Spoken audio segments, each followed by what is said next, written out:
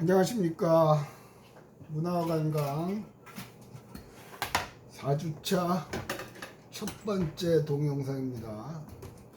동영상을 시작하기 앞서서 여러분들한테 이 책을 보여드렸는데 어떤 학생이 메일을 보냈죠. 구판이라 심판으로 해도 상관이 없습니까 해서 출판사에 가서 심판을 따로 구매를 했습니다. 심판입니다. 근데 심판하고 구판하고 똑같습니다. 그러니까 어느 걸 사용하셔도 되고요. 혹시 인터넷으로 주문이 안 되시는 분들은 학교 구내서점에 책을 갖다 놓으라고 해서 갖다 놨을 테니까 구내서점에서 주문을 하시면 되고요. 주문을 하시면 되고요. 택배도 보내준대요. 그렇다고 뭐 서점에서 나한테 못 주는 거 없어요. 오해하지 마시고. 공지사항, 이번 주 초에 오늘 촬영하는 날짜는 9월 17일 목요일 오후 4시에 촬영을 합니다. 촬영을 하고 있습니다. 이번 주 초에 공문이 왔는데 대면 수업하는 날짜가 한 주 미뤄졌죠. 그래서 원래는 3, 4주하고 5주차부터 학교에 오는 걸로 돼 있었는데 3, 4, 5주차까지 이 인터넷으로 수업을 하는 걸로 돼 있습니다. 물론 아마 추석 연휴 때문에 그런 걸로 알고 있어요. 대면 수업도 돼야 되는 거지. 뭐 그건 우리의 의지와 우리의 능력과 전혀 상관이 없습니다. 외부적인 요인이니까 뭐 그건 되면 되는 거고, 뭐 학교 홈페이지나 참고를 해서 하시기 바라고, 대면 수업으로 오실 때는 반드시 교재를 지참하십시오. 저는 파워포인트를 쓰지 않기 때문에 교재가 없으면 이게 하기 어렵습니다. 그리고 대면 수업 시간에 그때 보자고요.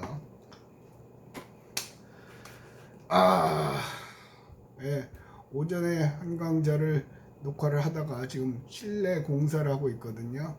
뭐 전기 절약해갖고 무빙 센서를 달아가지고 무빙이 없으면 이 안에 있는 전원이 나가게끔 만들어 놨어요. 그래서 어제는 하루 종일 그거 하느라고 녹화를 할 수 없었고 오늘 오전 중에는 또 갑자기 또 인터넷이 나가가지고 하다가 망쳐버렸죠. 그래서 짜증이 났었어요. 그것도 내 의지와 상관없이 하는 거고, 지금 사회적 돌아가는 분위기는 코로나가 내년이나 돼야 없어진다는 둥 햇소리 팽팽 하고 있어요. 처음에는 백신만 나오면 올해 연말에 트럼프가 선거할 때 쓰네마네 하고 하더니만, 어쨌든 어쩌겠어요. 이대로 갑시다. 이대로 가고, 지난 시간에는 여러분 교재로 12페이지가 13페이지 축적성, 문화의 성질 하고 있었죠. 문화의 성격, 특성을 갖고 있는데 문화의 속성, 그래서 창조성, 창조되어야 된다. 공유성, 학습성, 축적성까지 봤던 것 같아요. 문화의 체계성을 보면 문화적 요소는 많고 다양하다. 이들 요소는 결코 홀로 존재하지 못한다. 그들은 서로 긴밀한 관계를 맺고 하나의 체계를 구성하고 있다. 즉 경제제도와 정치제도 그런 거 얘기를 했죠. 쉽게 얘기를 합시다. 대한민국은 민주주의 국가죠. 자유민주주의 국가. 자유민주주의 국가 안에서 입법부, 대통령, 입법부, 사법부, 행정부가 있죠. 나름대로 그 구조 체계를, 상위, 하위 구조 체계를 갖고 있어요. 또 일반 가정집을 봅시다. 부모와 자식이 있죠. 성인이 된 다음에는 얘기는 할 수 있으나 유치원생, 초등생 같은 경우, 아주 극단적인 예를 들면 유치원생, 초등생 같은 경우는 부모한테 대들면 쥐어 맞죠. 그죠? 나름대로 체계가 있어요. 위, 아래가 있단 말이에요. 그런 체계예요. 학교를 보면 교수 밑에 조교 선생님이 있고요. 그죠? 그런 거죠. 체계가 있다는 거. 체계가 없는 문화는 없죠. 원시시대부터 그 체계를 갖고 왔죠. 지난번에 잠깐 얘기했나요? 덤발 수 잠깐 얘기했었던 것 같아요. 그 중요한 건 아니에요. 보통 인간이 밀접하게 관계를 맺는 게 대략 30명 정도라고 그러죠. 그래서 하나의 그 사회, 부족 사회를 구성하려면 30명 정도. 그런데 그 안에도 용어야 어떻게 됐든 추장이든 족장이든 맨 위가 있죠. 그리고 묵시적으로 거기에 동의를 하죠. 그죠? 그런 걸 얘기하는 겁니다. 두 번째 패러그랩에 유교 사상이 강조되는 가치관에서는 가부장적인 권한이 극대화되고 부계 혈통을 중시하는 가족대와 더불어 여성 차별을 가져오는 등 일련의 윤리관, 의식, 제도 등을 형성하는 것을 알 수 있다. 예, 우리나라는 유교, 그죠? 그래서 아까 얘기했죠. 부계 혈통이죠. 족보의 세대주가 보통 아버지가 되죠. 그죠? 요새 이제 뭐 엄마가 세대주인 경우도 있지만, 그리고 가부장, 남자가 최고예요. 쉽게 말하면 요즘 같으면 말도 안 되는 얘기죠. 나 조선시대만 해도 남자는 첩을 갖는 게 전혀 정실 부인이 있음에도 불구하고 첩을 갖는 게 전혀 문제가 안 됐죠. 근데 여자가 첩이 아니고 그런 용어도 없네. 여자가 다른 남자를 그 다른 두 번째 남편으로, 첫째 남편 이렇게 살아있는데 두 번째 남편으로 갖는 건 말이 안 되는 얘기였죠. 그죠? 근데 그건 조선 시대예요. 고려 시대에는 이혼도 했고요. 제사를 지낼 땐 남녀가 똑같은 비율로 했단 말이에요. 그러니까 시대별로 그런 체계가 조금씩 바뀌죠. 지금 뭐 축첩 허용 이런 거 했다가는 지금 시대는 개박살 나죠. 물론 이제 간통죄라는 건 없어졌습니다만 어쨌든 남녀 평등이에요. 공이.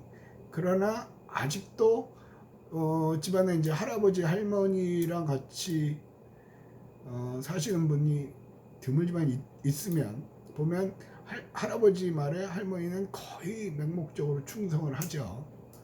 그 문화는 나름대로 체계를 갖고 있다는 그 얘기를 하는 거예요. 근데 옆으로 잠깐 세면 그 가부장적인 제도라든가 그런 거는 경제권과 관계가 있죠. 경제권을 누가 쥐고 있느냐. 옛날에는 여자들이 일을 안 하고 남자들이 주로 일을 했죠. 그러니까 남자들이 돈을 벌어오는 거예요. 여자들은 그러니까 모성 본능 있죠. 내 아이를 먹여 살리려면 저 남자한테 잘해야 되는 거죠. 그죠? 그러니까 더러워도 사는 거예요. 지금은 굳이 너랑 같이 안 살아도 되는 거죠. 싫음 말고 난 나대로. 그러니까 경제적인 능력이 있으면 종속이 안 되는 거예요. 사실은 그런 것 같아요. 최근의 문화체계는 경제하고 밀접한 관계가 있는 것 같아요. 그것만 따로 연구한 그런 것도 있는데 그것까지 가면 골치 아파져요. 됐습니다. 다음은 이제 문화의 변동성. 문화는 변한다. 그런 얘기죠. 자, 쉽게 여기다 예를 들어 놓은 건 제가 그거거든요. 아까 조선시대는 축첩을 허용했죠. 근데 지금은 일부 일처제죠. 또 저희 때만 해도 연상의 여인과 결혼을 하는 게 거의 뭐 법적으로는 가능은 했으나 사회적으로 용납이 안 됐죠. 나보다 나이 많은 여자랑 결혼하는 게 드물었어. 굉장히 드문 케이스였어요. 근데 지금은 전혀 문제가 안 되죠. 그죠? 또 우리 조선시대, 자꾸 옛날 얘기를 하는데 조선시대에는 남녀 7세 부동서, 남자와 여자는 7살이 되면 같은 자리에 앉지 않는다. 물론 개 같은 법이 있어요. 근데 그랬잖아요. 지금은 아니죠. 저희 때만 해도 남녀공학 고등학교가 거의 없었어요. 남고, 여고. 그렇죠. 지금은 물론 남녀 공학으로 해놓고도 뭐 남자반 따로 여자반 따로 하는 경우도 있는데 그건 뭐 그 남학생들 학부모들이 그 뭐라고 할까요? 내신 성적 뭐 그런 것 때문에 얘기하는 것 같죠. 됐고요. 그 다음에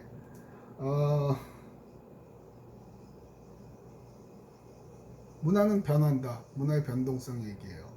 그래서 그 시대의 상황에 맞게 변하죠. 또 그 독특한 문화로는 이게 이제 중복이 돼요. 근데 독특한 문화로는 이슬람 문화 같은 경우는 일부 일처제가 아니고 일부 다처제죠. 이슬람에서는 그 문화하고 종교책에서 보면 그 왜 그러냐면 전쟁을 많이 했단 말이에요. 남자가 부족하죠. 먹여 살려야 되는 거예요. 그런 거죠.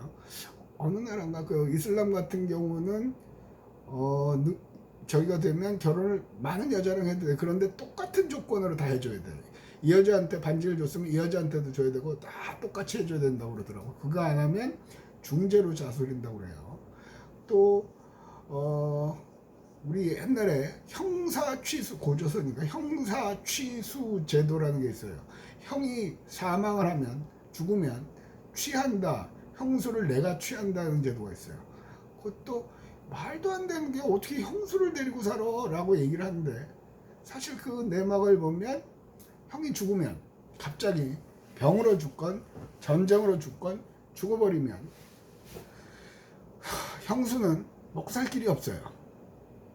이해되시죠? 그런 차원이에요. 근데 어쨌든 상황에 따라 변해요. 보세요. 박정희 시대에는 광화문 집회는 상상을 못하죠. 박정희 정권 시대에는. 그러면 끌려갔어요. 안깁으로. 그래서 고문당하고 조용히 사라지고. 전두환 때는 뭐 이상한 애들은 길거리에 뭐 젊은 남자들은 뭐 조직 폭력배래 어쩌네 해갖고 몽청 잡아다가 삼청교육대라는데 보냈고요. 그게 그 시대의 문화였어요. 말도 함부로 하면 안 됐고. 지금은 짜증날 정도로 정부가 저런 것도 못 막나. 제일 화가 나는 거, 저는 썬데이 크리스찬입니다. 교회를 일요일만 가죠. 제가 교회 가는 이유는 집사람이 교회를 가기 때문에 가정의 평화를 위해서 갑니다. 잠깐만요. 또 가정의 평화를 위해서 갑니다. 전화 와가지고 끊었어요. 근데 그러니까 교회에 다닌다는 얘기를 하는 거예요. 또 뭐 왜 교회를 비난 이 코로나 사태에 그렇게 모이지 말라는데도 모여서 기도하고 밥 먹고 난리를 치죠. 성경에 대해서는 알아요. 유학생일 때 뭐가 어쩌고 저쩌고 해갖고 성경에 다 써있다고 그래갖고 말싸움하다가 한 학기를 학교를 안 가고 성경책만 읽었던 기억이 나요. 성경 어디에도 교회에 가서 저렇게 하는 얘기는 없어요. 단지 있다면 모이기를 힘쓰라고 그런 말은 있어요. 그러니까 그것도 교회에 꼭 가야 되는 건 아니죠. 근데 그거 난리를 쳐요. 참 민주화가 됐죠. 어쨌든 이 얘기를 하는 이유는 그것도 문화라는 거예요. 문화는 끊임없이 변해요. 자, 관광 쪽으로 돌리면 문화는 끊임없이 변해요. 문화의 변동성에서 글로 넘어갑시다. 지난주에 그 4학년 인문관광 세미나를 하다가 강의 내용 중에 그런 게 있었어요. 찰스 다윈이요. 그 종의 기원을 쓴 사람. 갈라파고스 제도에서 뭐 새 부리가 뭐 뭉툭하면 그거 쓴 사람이요. 그 인류라는 종족이, 그러니까 인간이라는 종족이 여태까지 살아남을 수 있었던 이유. 아니 그러면 살아남지 못한 종도 있습니까? 예, 많죠. 멸종된 거. 맘모스도 멸종이 됐고요. 동물들 식물들 많죠. 그죠? 그 살아남을 수 있는 이유가 뭔가 하면서 얘기한 게 있어요. 그 이유는 인류가 강해서가 아니다. 똑똑해서가 아니다. 그럼 뭔데요? 변화에 적응을 했기 때문에 살아남는다는 얘기야. 그래서 우리 주변의 변화는, 우리 주변의 문화는 끊임없이 변해요. 혼술, 혼밥. 저는 대학 교수 되고도 혼자 가서 밥 먹는 걸 잘 못했어요. 왠지 불쌍해 보이고 친구가 하나 없는 놈 같고 좀 그렇잖아요. 지금은 혼자 가서 밥 먹어요. 식당 가면 옛날에는 혼자 오면 이상하게 쳐다봤단 말이에요. 지금 아니죠. 우리 아들 같은 경우 차라리 혼밥이 편하다는 거예요. 먹고 싶은 거 먹으니까. 같이 어울리면 먹고 싶지는 않은데 제가 또 얘기하면 그것도 들어줘야지 해서 먹게 되는 경우도 있다고 그러더라고요. 그러니까 그런 것도 변했죠. 여행도 혼행 변하죠. 그러니까 관광 쪽에서는 가장 중요한 거는 문화가 변한다는 사실이에요. 그 변화에 어떻게 대처하느냐. 다윈의 말을 인용을 하면 변화에 대처를 잘해야만 살아남죠. 그리고 인간은 기본적으로 변화에 적응을 해요. 지금 우리가 겪고 있는 가장 큰 변화는 코로나죠. 지난 학기만 해도 사방팔방 난리를 쳤어요. 대학 자체에서. 뭐 2주 있으면 학교 가네 마네, 학생들은 학교 이거 끝날 건데 그러다가 한 학기가 끝나버렸죠. 지금 이번 2학기 때도 다시 이런 수업을 합니다만 어느덧 우리는 적응을 했어요. 물론 동영상을 꾸준히 잘 들으시는 분도 계시고 안 들으시는 분, 안 보시는 분도 계시겠죠. 그건 그분들이 알아서 할 일이고 저는 열심히 찍어서 올리는 거예요. 최선을 다해서 하는 게 내 일이에요. 근데 어쨌든 컴플레인도 줄었죠. 그리고 조금씩 바뀌어요. 그러면서 이 변화에 적응을 해가는 거죠. 이 변화에 적응을 못하면 도태되는 거죠. 그래서 제가 그랬잖아요. 이 코로나 사태는 교수의 잘못도 아니고 이 과목을 수강하는 학생들의 잘못도 아니에요. 우리의 능력으로 어쩔 수가 없는 거예요. 그러면 빨리 적응하는 게 살아남는 거죠. 근데 익숙한 것에서 새로운 것을 받아들이는 게 또 늦어요. 그런 분들은 계속 저도 그래요. 투덜투덜하고 짜증을 내거든요. 그래서 적응을 못하면 어느 순간에 도태되겠죠. 이번 학기도 그 교무처에서 나온 그 공문에 보면 옛날 이상한 영상 그런 거 올리지 말아라. 그러니까 인터넷에서 다운받은 거 올리지 말아라 그러는 거예요. 그 얘기는 어떤 교수님인가는 그걸 또 올린 거죠. 십몇 년 전에 어느 자기가 강의하는 사이트에 올렸던 거 올리고 그러는 거죠. 그러니까 그분은 지난 1학기 때도 거의 그렇게 했다는 거예요. 지금은 변했는데 거기에 적응을 못하니까 저렇게 되고 민원의 대상이 되고 그러면 도태되는 거죠. 그래서 우리가 속한 문화가 어떻게 변하는지, 특히 여행 문화요. 관광산업은 안 망한다니까요. 보세요. 지금 이 추석 때도 TV 광고에서 야야 이번 추석에는 내려오지 말아라 어쩌고저쩌고 하는 부모님에서 그게 이제 광고란 말이에요. 그러니까 어차피 조상님은 비대면으로 만나는 건데 추석 때 모였다가는 대면으로 만나는 수가 생긴다는 거예요. 무서운 얘기죠. 웃기는 얘기긴 하지만 그렇게 만나지 말라는 거예요. 고속도로도 2017년부터는 고속도로 추석 때는 명절 추석하고 설날 때는 고속도로 통행료를 면제해 줬어요. 아니 고향에 가서 부모님 만나 뵙고 친척 친구만 그것까지 어떻게 하냐 해가지고 도로공사에서는 반대했으나 정부에서 밀어붙여서 했죠. 근데 올해는 고속도로 통행료 다 받는데요. 이유는 뭐냐면 움직이지 말라는 얘기예요. 움직이면 코로나 확산된다고. 그래서 저도 저희 집도 거의 움직이질 않죠. 가능하면. 그런데 이번 추석 어저께인가 뉴스 보면 추석에 제주도는 지금 거의 풀로 예약이 돼 있어요. 참. 그러니까 이 여행 문화는 안 바뀌어요. 안 바뀌어요. 여행 문화는. 그리고 인간은 기본적으로 그런 욕구가 있는 거죠.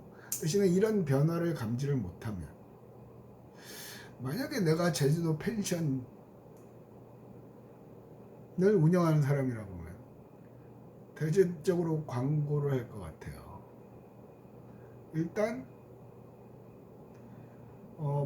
객실이 여러 개 있더라도 한 집에 하나만 빌려요. 전체를 한 집에 빌려요. 그러니까 독채 펜션이죠.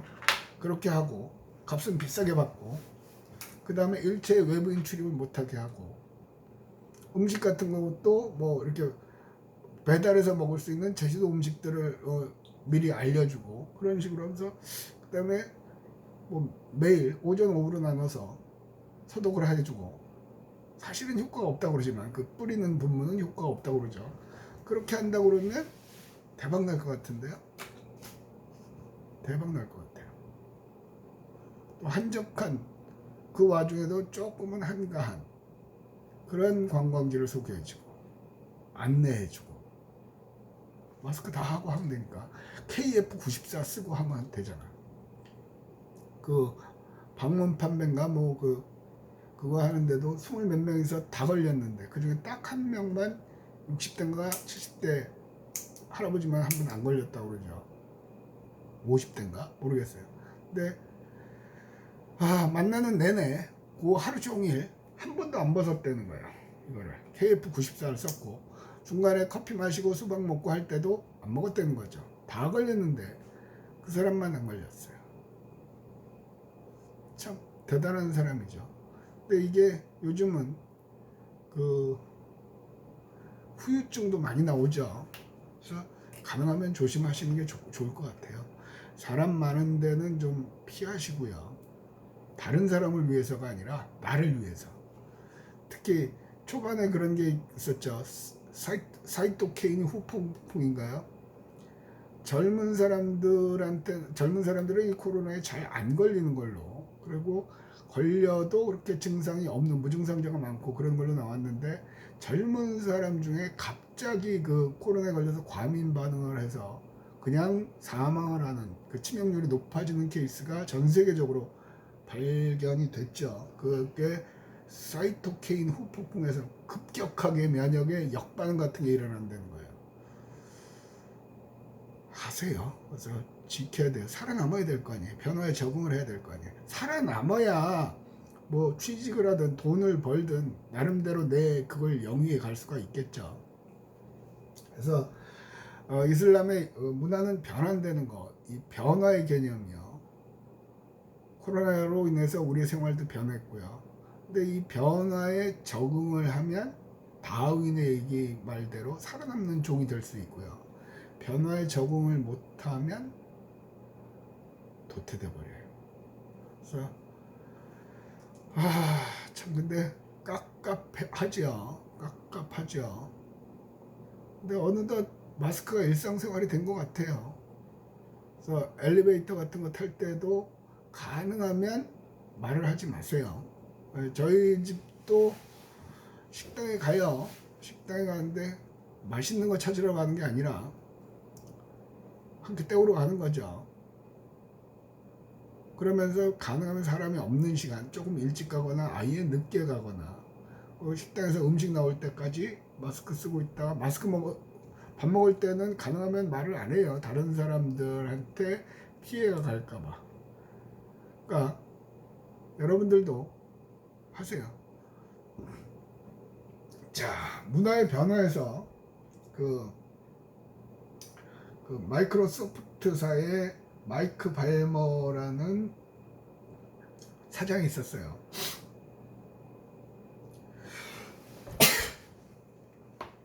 생동감 있죠. 그런데 핸드폰 그런 거를 미리 발견을 했어요. 만들어내는 걸. 근데 제품화는 안 했죠. 시장 진입을 안 했어요. 결국은 마이크로소프트가 아니네, MS라는 그거 같아요. 적어놓은 게. 결국은 노키아라는 핀란드 회사에 팔려버렸죠. 그러니까 적응하지 못하면 도태돼요. 여러분들은 잘 모르시겠지만 지금은 그 똑같은 얘기인데요. 그 디지털 카메라잖아요. 근데 여러분들 어렸을 때 어렸을 때일 것 같아요. 그때 부모님들은 필름 카메라를 썼어요. 필름 중에 제일 좋은 게 코닥하고 후지였거든요. 코닥 필름, 후지 필름. 근데 코닥은 이미 디지털 할 수 있는 기술을 가졌어요. 그럼에도 불구하고 사장이 이게 뭐 되겠어? 안 했죠. 그런데 디지털 카메라가 대세가 되어버렸어요. 그래서 코닥은 망했어요. 반면에 후지는 디지털 카메라는 만들 수가 없고요. 그 필름 만드는 그 화학 그릇적인 그걸 갖고 그 화장품인가 뭔가로 변신을 했죠. 그러니까 다윈의 말하고 똑같아요.